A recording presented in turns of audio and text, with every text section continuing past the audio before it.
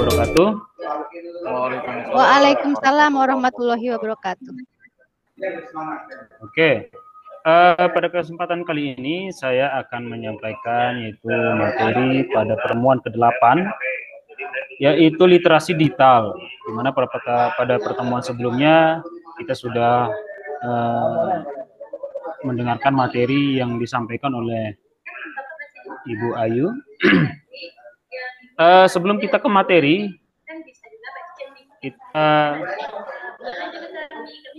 saya minta untuk kita berdoa. Barangkali kali ini akan dipimpin oleh Pak Lalu. Silakan Pak Lalu, kita berdoa. Pimpin doanya. Terima kasih Pak Agus. Sebelum memulai sesi ini, alangkah baiknya kita mulai dengan sama-sama baca basmalah. Bismillahirrahmanirrahim. Bismillahirrahmanirrahim. Silakan Pak Agus, bisa dimulai. Baik, di pertemuan yang ke-8 ini, untuk yang memimpin speaking, siapa? Jadwalnya siapa? Oke, Pak Haris, silakan Pak Haris. Oke, bismillahirrahmanirrahim. Assalamualaikum warahmatullahi wabarakatuh. Waalaikumsalam warahmatullahi Terima wabarakatuh. kasih untuk kesempatan yang diberikan oleh Pak Agus untuk saya menyampaikan speaking. Ketika saya rekan saya untuk Bu Ayu, Pak Agus, dan Pak Lalu, ketika saya mengatakan selamat siang, jawabannya selamat pagi, luar biasa, tetap semangat. Oke. Bos. Pagi luar biasa, tetap semangat. Siap. Oke. Selamat siang. Pagi. Luar biasa.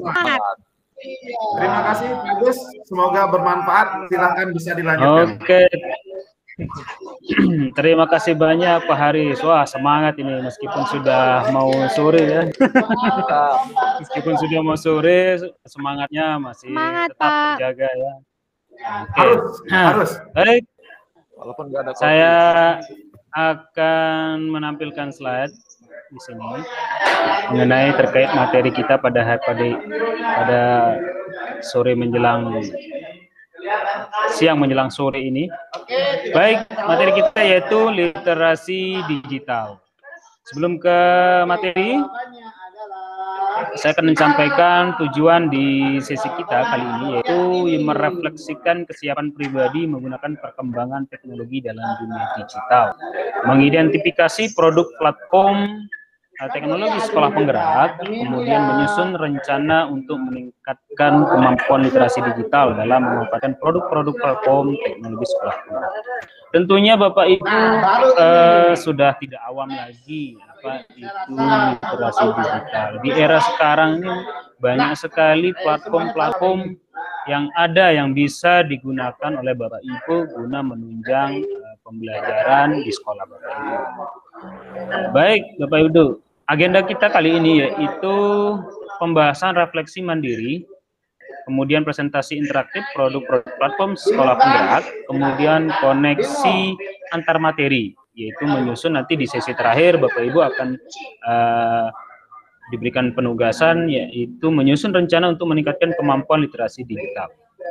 Oke, kesepakatan kita bersama yaitu menghargai sesama peserta fasilitator, satu berbicara, waktu partisipasi aktif, fokus pada sesi belajar.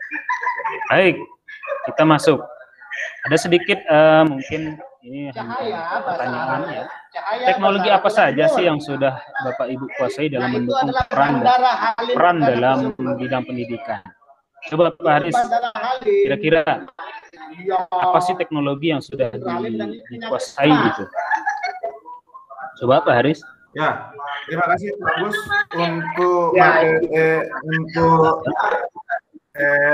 bisa dikatakan untuk teknologi yang saya kuasai. Ada beberapa teknologi, salah satunya mungkin bicara tentang Google dan sebagainya. Tapi untuk yang saya terapkan selama COVID atau selama pandemi ini di sekolah, saya menggunakan yang sering saya gunakan itu Google Zoom, habis itu jejaring sosial baik WA, Facebook maupun Instagram ataupun Twitter. Itu yang lebih condong saya gunakan Pak Agus untuk selama pandemi ini. Wah, Terima kasih Pak Agus. banyak sekali ya Pak Haris. Ibu Ayu gimana? Teknologi apa saja yang sudah Ibu kembangkan kuasai gitu? Selama ini sih di sekolah saya tuh menggunakan Zoom meeting, Pak. Itu wajib biasanya dilakukan setiap hari untuk tatap muka. Jadi Pak, Zoom meeting dulu, kemudian nanti baru diberi penugasan melalui Google Classroom dalam bentuk Google Form gitu. Tapi saya juga punya YouTube, Pak, YouTube pembelajaran. Saya sudah membuat YouTube pembelajaran, jadi saya luar biasa Bu Ayu punya YouTube nih. Kemudian juga nama YouTube saya Pak Ayu Lubena, Pak. Oh, kita. Iya, kemudian dari ini juga WA, Pak. Pasti WA, Pak, karena komunikasi jarak jauh ya, Pak. Iya. Gitu, yang lebih cepat itu menggunakan WA. Itu mungkin yang biasa saya gunakan. Gitu, Pak. Oke. Kita lanjut ya, sedikit referensi mengenai perangkat pembelajaran, perangkat ajar. Ya. Banyak bisa kita aplikasikan di dunia pendidikan. Sekarang ini di era sekarang banyak menggunakan Android, ya. HP sekarang ini Android semua untuk Chromebook. Kemudian Microsoft ini untuk dunia kerja ya, tentunya di perkantoran, di sekolah. Ini sangat dibutuhkan. Ini produk Microsoft. Kemudian produk Apple yaitu iOS ya, sama dengan Microsoft, hanya bedanya mereka berdiri masing-masing gitu, produknya. Dan yang digunakan pada banyak gawai yaitu laptop, tab, kemudian PC juga bisa. Ini sedikit gambaran. Kemudian sebelum kita mengetahui pemahaman mengenai literasi digital ini, perlu kita mengetahui spesifikasi dan jenis-jenis gawai kegunaan perangkat ini, spesifikasi guna menunjang pembelajaran. Seperti halnya sekarang kita melakukan IHT ini, yaitu Bapak Ibu tentunya menggunakan perangkat laptop atau komputer yang spesifikasinya mumpuni. Ya, mulai dari sistem operasionalnya menggunakan Windows 10, ya, kemudian versinya, kemudian tipe operating sistemnya, kemudian prosesor, ini harus diperhatikan juga. Kemudian RAM, karena RAM ini sangat mendukung dari kinerja sebuah perangkat. Kemudian storage-nya, ini kalau bahasa kitanya itu penyimpanannya. Sama juga dengan gawai di Android, ya. Bapak Ibu mungkin punya sekarang media HP-nya canggih-canggih bahkan ya, yang teknologi terbaru ya.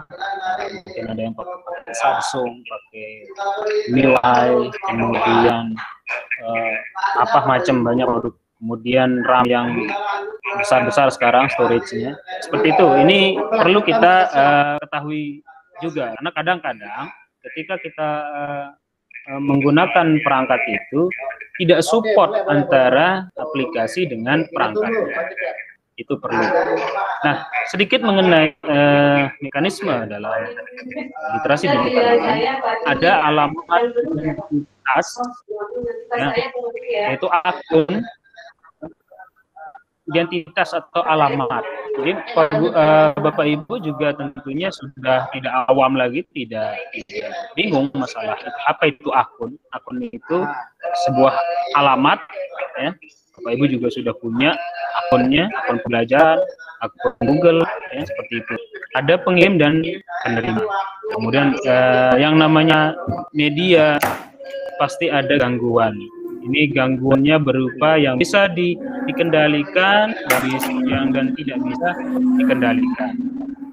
Menurut Bapak Ibu, kira-kira media gangguan yang bisa dikendalikan itu seperti apa?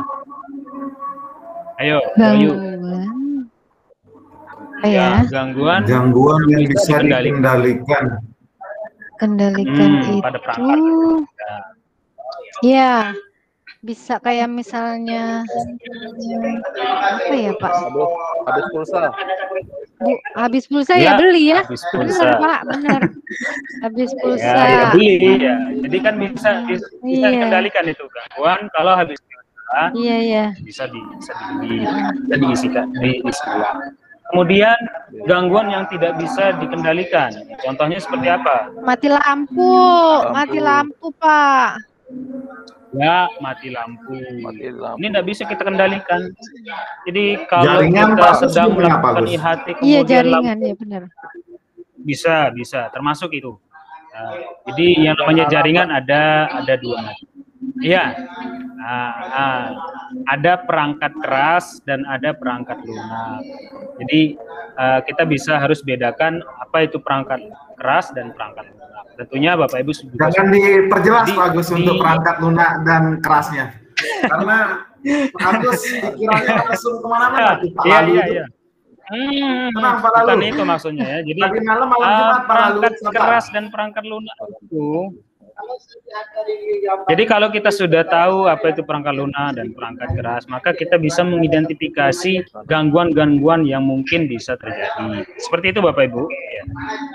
Ya. Oke, Iya, Pak. kembali ke materi.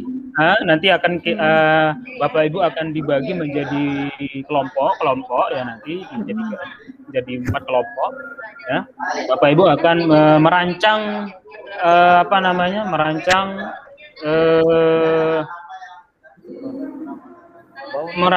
menyusun rencana untuk meningkatkan kemampuan literasi digital, pemanfaatan produk-produk platform teknologi sekolah penggerak. Oke, sebelum ke pembagian kelompok, saya akan jelaskan, yaitu komponen-komponen apa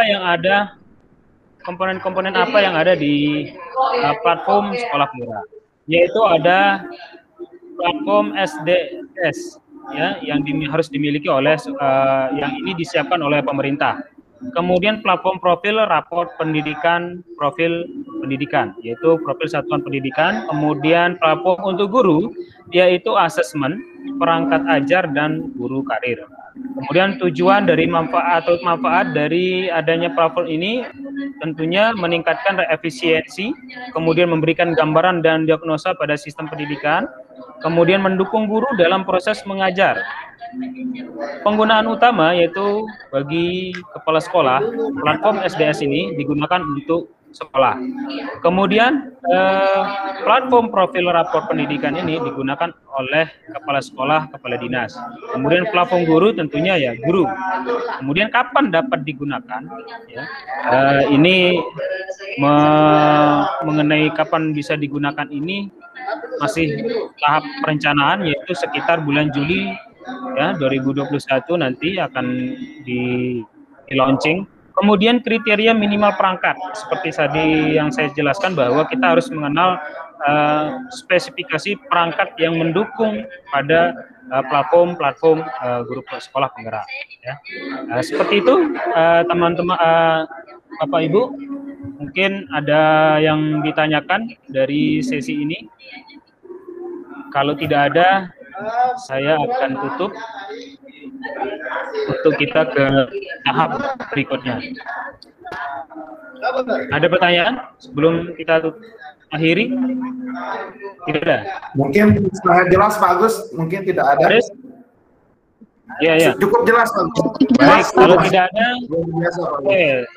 Terima kasih. Kalau begitu saya akhiri dengan wabillahi taufik wal hidayah. Wassalamualaikum warahmatullahi wabarakatuh. Waalaikumsalam warahmatullahi wabarakatuh.